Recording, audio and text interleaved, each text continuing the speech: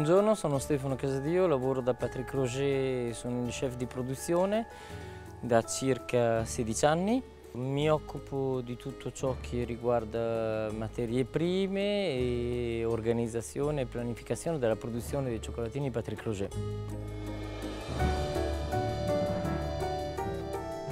Nell'atelier di Patrick Roger, questo luogo mitico che è situato a Sceaux, periferia sud di Parigi, lavoriamo in 14 cioccolatai. Lo chef è sempre alle nostre spalle, onnipresente, dove realizza e crea tutte le sue sculture in cioccolato che poi diventeranno bronzo, alluminio o altre leghe di metallo.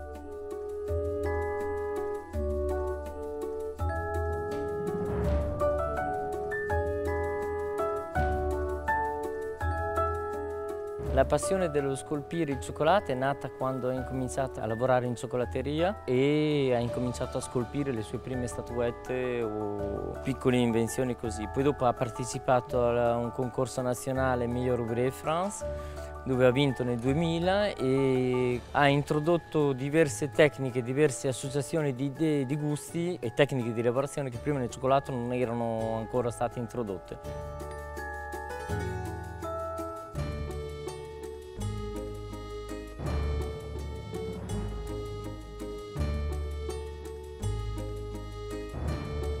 Dietro alla sua opera, dietro a questo atelier ci sono anni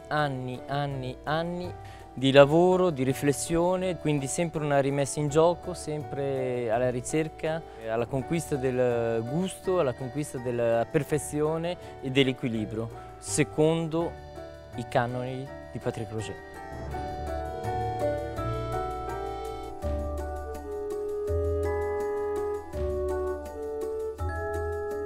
Vi mostrerò come fare i rocher pralinés secondo la versione secondo Patrick Roger. Che sia la prima, che sia la migliore, vi lascio a voi, ma abbiamo abbastanza successo con questa forma. Avremo bisogno dello zucchero, dove io ho aggiunto della vaniglia, acqua, un pizzico di sale, la frutta secca, cioccolato al latte e un cioccolato fondente per la ricopertura. Incominciamo con la ricetta, incominciamo a mettere l'acqua sul fuoco dove incorporiamo lo zucchero e la vaniglia.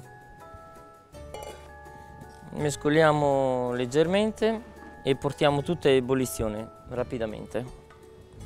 Nel frattempo ci siamo preparati mandorle e nocciole. Le mandorle bisogna dire che sono raccolte nei campi di coltivazione di Patrick Roger nel sud della Francia, dove coltiva le proprie mandorle, quindi possiamo controllare la materia prima, sfruttarla, valorizzarla al meglio. Le mandorle sono leggermente tostate, come le nocciole sono leggermente tostate. Lo zucchero e l'acqua stanno salendo in bollore, quindi adesso si fa il caramello, sempre un termometro per controllare le temperature, è molto importante. Cerchiamo di mescolare il meno possibile lo zucchero nel tegame quando bolle, perché sennò si cristallizza e diventerà opaco e non avremo la stessa consistenza alla fine. Ci sono le stecche di vaniglia che sono all'interno e lo stiamo portando a ebollizione, siamo a circa 130 gradi, circa 124-125.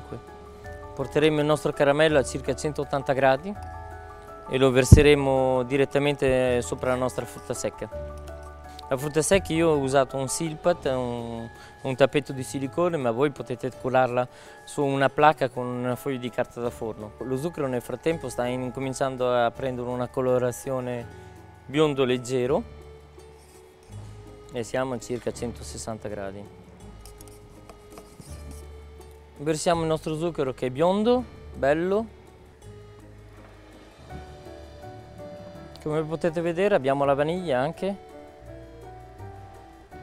Versiamo tutto.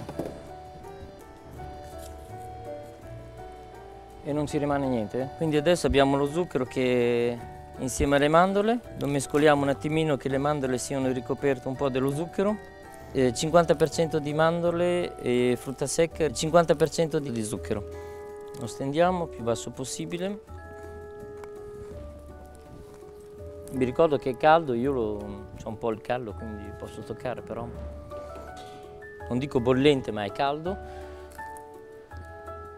Bisogna che sia fatto raffreddare per circa un'oretta. Lo potremo rompere, come possiamo, i pezzi piccoli adesso lo possiamo fare, già, rompere e mettere nel tritatutto. Comincia già a staccarsi dal nostro foglio di silicone, vedete, un bel caramello.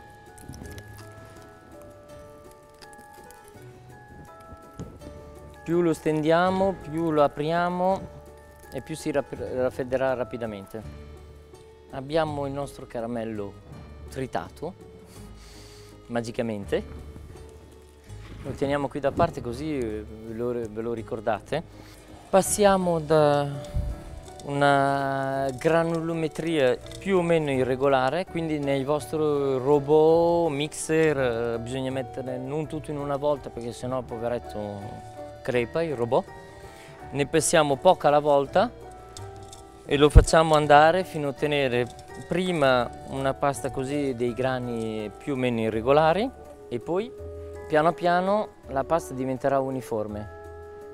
Questa pasta uniforme diventerà così quasi semicompatta e già adesso potete quasi utilizzarla.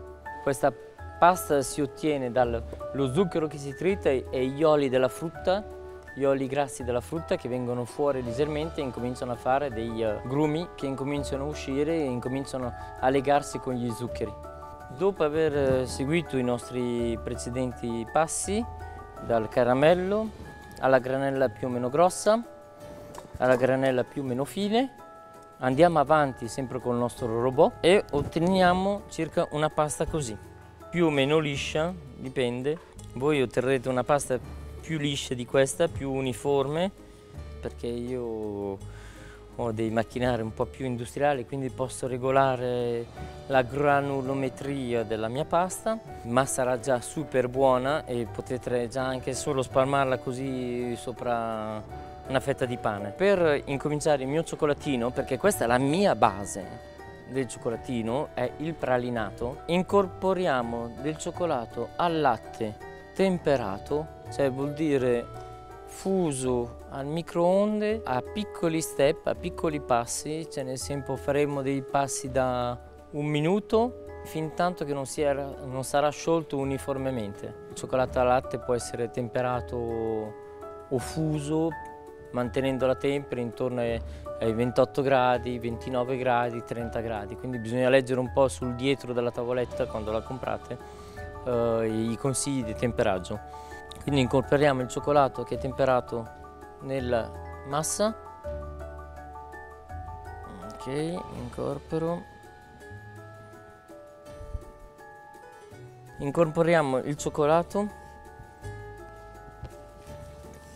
al pralinè e lo lasciamo riposare un attimino per poterlo lasciare raffreddare in maniera tale che dopo non ci siano tutte le temperature siano belle stabili. Il cioccolato che all'interno è incominciato a prendersi, ci possiamo aiutare come ho fatto io con un frigorifero. Questo sarebbe un po' per certi cioccolatai eresia, ma a casa non abbiamo forse tutti i materiali e i macchinari adatti. La nostra pasta che ha una consistenza dura ma alla volta è cremosa, perché vedete posso spingerla così, sono io che la modello, la metto nel mio quadro che è un quadro ganache e cercherò di spingerla al massimo contro il fondo del quadro per avere una superficie liscia, soprattutto sul fondo. Abbiamo la nostra pasta che abbiamo steso nel nostro quadro, noi ci siamo fatti dei gabarit così, perché di solito questo è un quadro che corrisponde a un quadro di chitarra, che vedrete dopo. Io ho fatto una piccola ricetta, quindi ho trovato un'astuzia, ho trovato delle barre di metallo e verrò a riempire il mio quadro, verrò a stendere il pralinè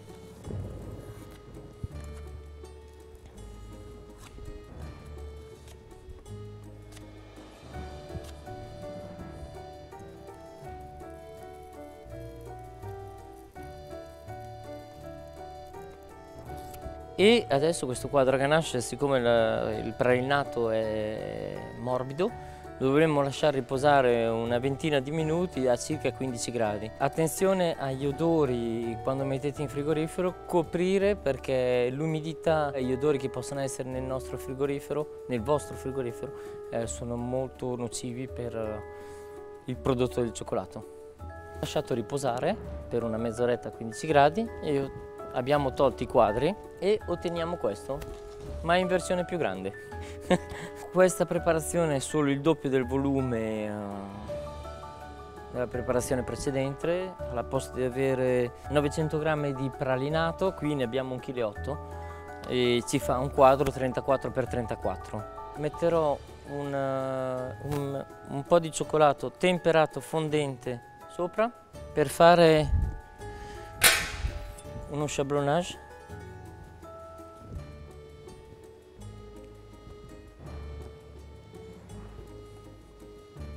Ho fatto un piccolo base di cioccolato fondente, se no nelle nostre macchine sarebbe preso dalle griglie delle nostre macchine. Voi, se volete, potete tagliarlo senza mettere il cioccolato sopra, con un coltello caldo, e fare tipo delle palline come qualche altro rocher che voi conoscete benissimo senza bisogno di fare il nome. I nostri rocher sono quadrati, i nostri rocher sono perfetti in teoria. Io ho fatto il piede del cioccolato con un cioccolato fondente temperato, sempre intorno ai 31 gradi circa. Adesso lo prendo, lo giro.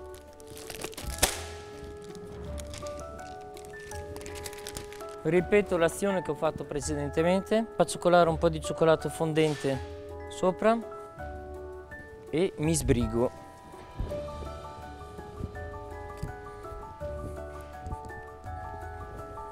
Uno strato più o meno uniforme. Ci metto sopra la granella, perché sappiamo tutti che i rocher sono riconosciute per avere dei granella di mandorle o nocciola sopra.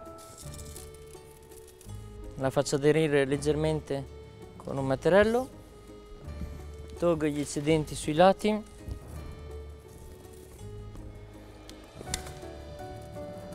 e poi la vado a tagliare.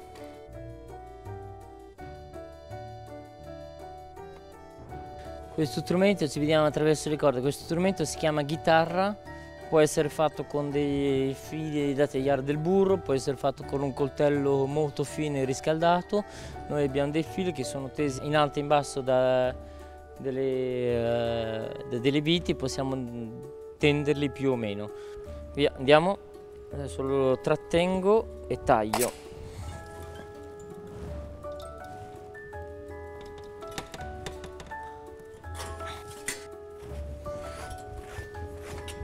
Pulisco e ripeto l'azione per avere qualcosa di quadrato. Ok, vengo giù dolcemente ma non troppo.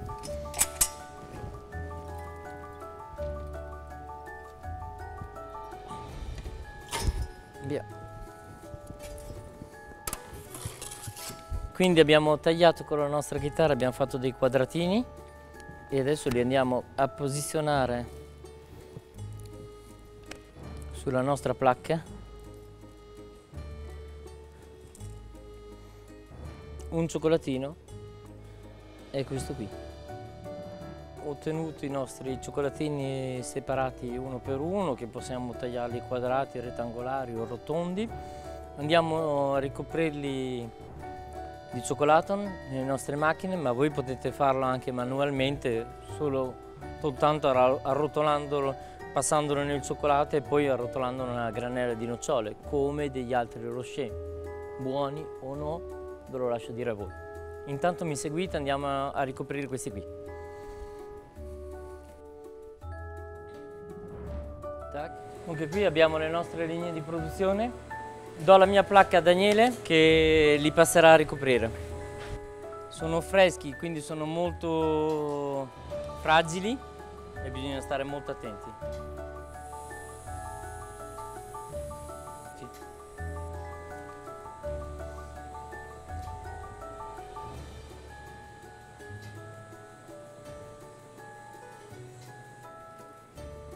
Adesso stanno entrando dentro il tunnel. I nostri cioccolatini sono qui dentro e sono raffreddati a 15 gradi e vanno avanti a 1 metro al minuto per i 12 metri del tunnel. Sami, il mio collega, li ritroverà tra 5 minuti, 8 minuti circa, per poterli mettere in scatola e saranno pronti per essere mangiati, saranno eccezionali. Venite, i nostri cioccolatini sono arrivati, brillano, sono neri, sono belli e sono buoni.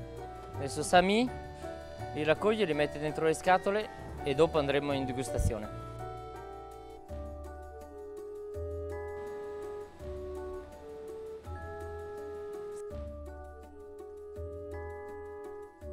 È la filiera del cioccolato come noi produciamo i cioccolatini. I cioccolatini prima di arrivare in un negozio Patrick Roger sono selezionati 14 volte dai nostri colleghi come Sami.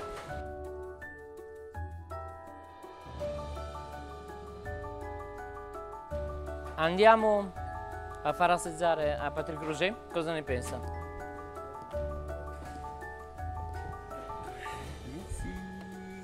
Buona degustazione. Questi sono un po' il nostro mestiere quotidiano, che è fatto di perseveranza, esigenza e rigore. Otteniamo questo risultato, a voi di provare, tentare, vi lascio giocare, vi lascio provare, non avete paura di sbagliare perché sbagliando si impara. L'importante è rispettare le materie prime. Grazie mille della vostra visita, buona visita sul sito e buona continuazione. Ciao!